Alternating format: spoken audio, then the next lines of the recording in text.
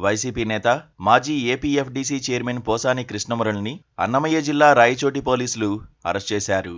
ఆయనపై అక్కడ non bailable కేసులు నమోదయ్యాయి. వల్లభనేని వంశీ షెల్టర్ తీసుకున్న మై హోమ్ భూజాలోనే పోసాని నివాసం ఉంటున్నారు.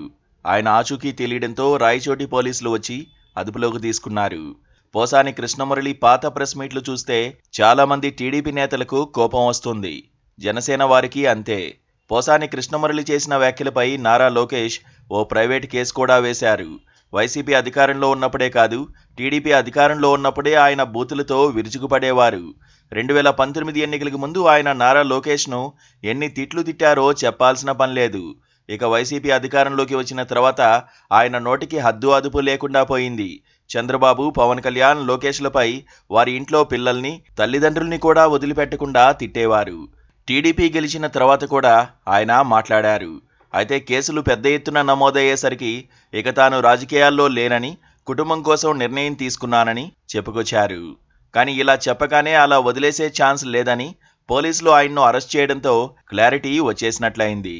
వైఎస్ఆర్సీపీ నేతలు అత్యధికంగా అరెస్ట్ అవుతోంది అవినీతి కేసుల్లో కాదు, అసభ్యంగా తిట్టిన కేసుల్లో అరెస్ట్ అవుతున్నారు. రోజా అయినా, కొడాలి నానైనా, వల్లభనేని అయినా టీడీపీలో ఉన్నప్పుడు పద్ధతిగానే ఉన్నారు. కానీ వైసీపీలోకి వెళ్లిన తర్వాత వారి భాష మారిపోయింది. రాజకీయ ప్రత్యర్థుల్ని బూతులు తిడితే, ఇంట్లో వాళ్లకు అక్రమ సంబంధాలు అంటగడితే ఎంత అసహ్యంగా ఉంటుందో ఏపీలో అలాంటి రాజకీయం ఈ వైసీపీ నాయకులంతా చేశారు. పుట్టుకల్ని కూడా ప్రశ్నించుకునేవాళ్లు. ఇదంతా జగన్మోహన్ రెడ్డి ప్రోత్సాహంతోనే జరిగేదని ఆ పార్టీ నుంచి బయటకొచ్చిన వాళ్లు చాలాసార్లు చెప్పారు. అందుకే వైసీపీలో పోటీపడి మరీ తమ ప్రతిభను ప్రదర్శించి చిన్నాచితగా పదవులు పొందేవారని చెబుతారు. చంద్రబాబు, లోకేష్, పవన్ కళ్యాణ్ను తిట్టి పదవులు పొందిన వారు ఉన్నారు.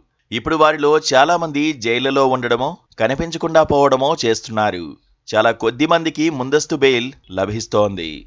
నిజానికి కూటమి ప్రభుత్వం అధికారంలోకి వచ్చిన వెంటనే తమను వేధించిన వారిని వేటాడి వెంటాడుతుందని అనుకున్నారు. కానీ ఎందుకు అది తమ టార్గెట్ కాదని సైలెంట్ అయిపోయింది.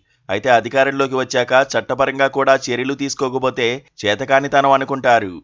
వీళ్ల గురించి అసలు పట్టించుకోవాల్సిన అవసరం లేదని ప్రభుత్వం అనుకోవచ్చు. కానీ ఏ చర్యలు తీసుకోకపోతే చేతకానితనం అని వీరు పదే పదే రెచ్చగొడతారు. వైసీపీ నేతలు అదే చెబుతున్నారు. కూటమి ప్రభుత్వానికి ధైర్యం లేదని అంటున్నారు. కానీ ప్రభుత్వం మాత్రం వ్యూహాత్మకంగానే వ్యవహరిస్తోంది. సమయం చూసుకుని అరెస్టులు చేస్తోంది. మాజీ ఎంపీ నందిగం సురేష్ నెలల తరబడి జైల్లో ఉండి ఇటీవలే అతి కష్టం మీద బయటకొచ్చారు. చాలామంది వైసీపీ కార్యకర్తలు జైళ్లలోనే ఉన్నారు. వల్లభనేని వంశీ ఎప్పుడు బయటకొస్తారో తెలియదు. కానీ త్వరలోనే దేవినేని అవినాష్, కొడాలి నాని, పేర్ని నాని వంటి వాళ్లు అరెస్టు కావడం ఖాయమన్న సంకేతాలు వస్తున్నాయి. వీరంతా అధికారాన్ని అడ్డం పెట్టుకొని మెడిసిపడిన వాళ్లే.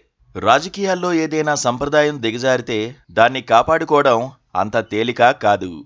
అధికారాన్ని దుర్వినియోగం చేసి అహంకారంతో వైసీపీ నేతలు చేసిన నిర్వాకాలపై ఇప్పుడు చర్యలు తీసుకోక తప్పని పరిస్థితులు ఏర్పడ్డాయి. తీసుకోకపోతే చేతకానితనం అంటారు. అలాంటి పేరు రావాలని ఏ అధికార పార్టీ కోరుకోలేదు.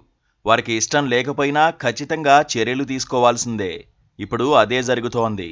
రాజకీయాల్లో ఎలాంటి పనులు చేయకూడదో అలాంటి పనులు చేసిన వైసీపీ నేతలు, వారి కుటుంబాలు ఇప్పుడు ఇబ్బందులు పడుతున్నాయి.